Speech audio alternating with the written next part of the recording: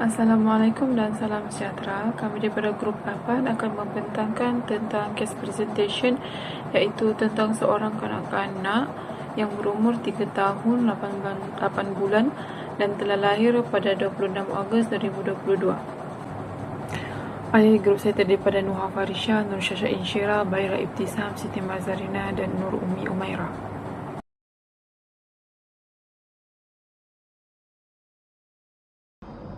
Seterusnya, long term goal iaitu maklumat jangka panjang. Secara keseluruhan, maklumat jangka panjang kami fokus kepada 6 kefungsian utama, termasuklah yang pertama, mendengar. Kami menyasarkan kanak-kanak untuk memantapkan kemahiran menceritakan semula sekurang-kurangnya panjang 5 ayat dan menggunakan kosakata yang pelbagai, serta mampu mengulang ayat lisan yang panjang dengan patah perkataan yang tepat. Yang kedua, bahasa reseptif. Sasaran kami adalah untuk meluaskan pembendaharaan kata kanak-kanak melebihi 2,000 patah perkataan dan meningkatkan pemahaman tentang konsep masa lalu, sekarang dan masa depan. Yang ketiga, bahasa ekspresif. Memastikan kanak-kanak konsisten menggunakan ungkapan santai dan emosi dalam perbualan harian serta menggunakan soalan yang lebih kompleks seperti bagaimana dan berapa banyak. Kemudian pertuturan, fokus diberikan kepada penghasilan ritma pertuturan yang lebih konsisten, lancar dan mengekalkan intonasi serta kelantangan yang sesuai dalam perbualan. Seterusnya, kognitif, iaitu untuk memupuk pemikiran sebab akibat, kebolehan membuat kesimpulan logik serta menambah maklumat tersirat dalam perceritaan.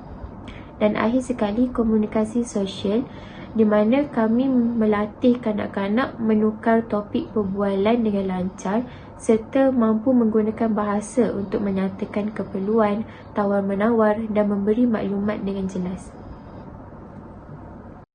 Baik, seterusnya adalah session plan. Untuk functioning mendengar dan bahasa reseptif, kami mencadangkan aktiviti membuat biskut. Okey, untuk aktiviti ini membantu untuk melengkapkan ayat yang didengar anak-anak dan mengembangkan ayat anak-anak menjadi lebih panjang. Contohnya, apabila ibu mengatakan, biskut ni kita akan masukkan di dalam oven. Dan selain itu, aktiviti ini membantu dengan kembangkan lagi banyak vocabulary, antaranya biskut bulat, menguli dough, memotong dough, membentuk dough, melenyek dan sebagainya. Selain itu, aktiviti ini dapat membantu anak-anak memahami konsep masa mengikut urutan langkah membuat biskut. Antara bahan-bahan yang diperlukan untuk aktiviti ini ialah plastisin, acuan biskut, penggelik dan dulang mainan. Ibu bapa juga boleh menambah apa-apa mainan dapur yang sesuai. Untuk functioning pertuturan, kami mencadangkan aktiviti nyanyian lampu isyarat. Aktiviti ini boleh membantu menunjukkan ritma dan tempo pertuturan yang betul. Jadi apabila ibu bapa menunjukkan kad lampu isyarat berwarna hijau, ibu bapa perlu menyanyikan lagu dalam tempo cepat dan kuning dalam tempo lambat, manakala hitam berhenti menyanyi. Jadi selepas ibu bapa menunjukkan contoh cara bermain, ibu bapa boleh meletakkan giliran tersebut kepada anak-anak pula. Jadi, dalam nyanyian itu juga, ibu bapa boleh menekankan perkataan-perkataan yang penting. Seterusnya, anak-anak juga akan berlatih untuk nyanyian secara bergilir. Seperti apabila kita berkomunikasi juga.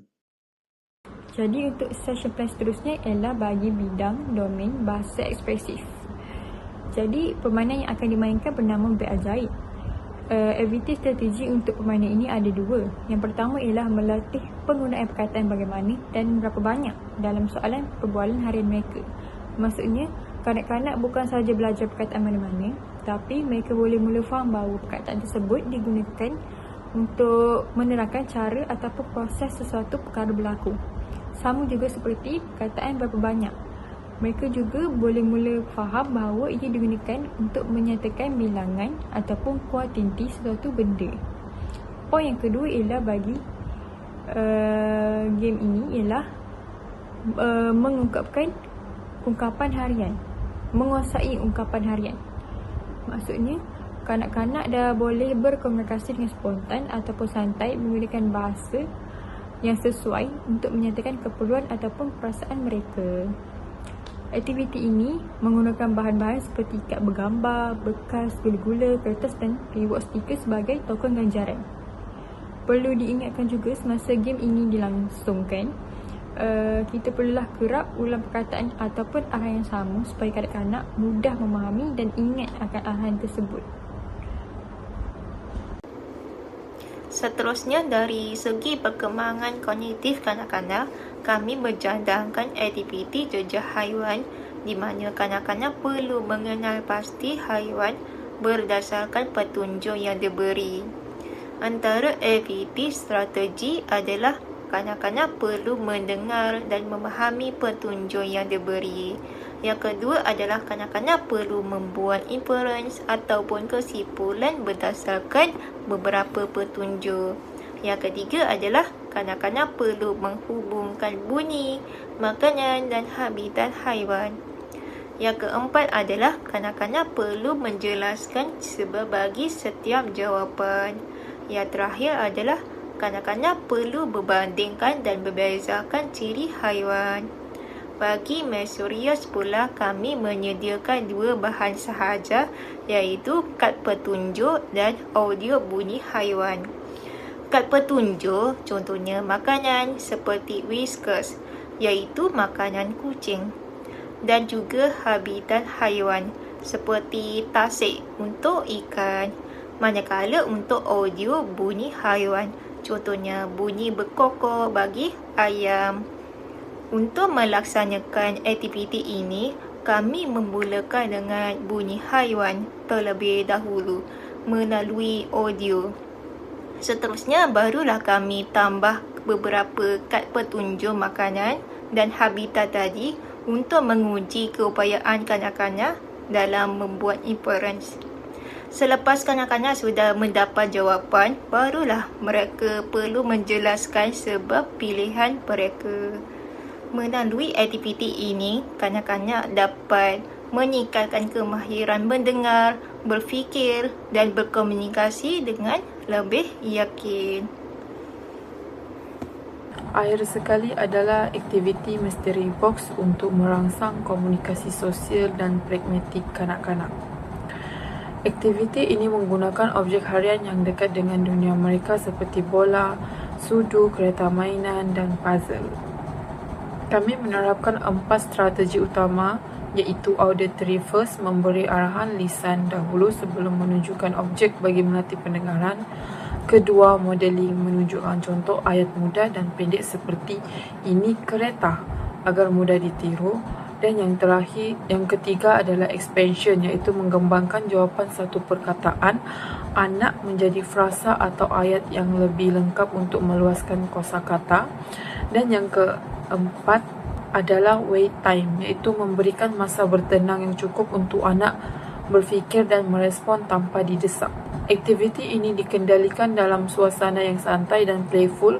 Fokus utama kami bukan memberi banyak soalan tetapi menggalakkan interaksi natural seperti hubungan mata dan giliran berbual iaitu turn taking. Sebagai kesimpulannya, kesemua aktiviti ini direka berasaskan pendekatan berpusatkan kanak-kanak melalui kaedah bermain secara naturalistik. Gabungan strategi aktiviti ini diyakini dapat membantu klien mencapai tahap kefungsian optimum mengikut matlamat jangka panjang yang telah digariskan. Sekian, terima kasih.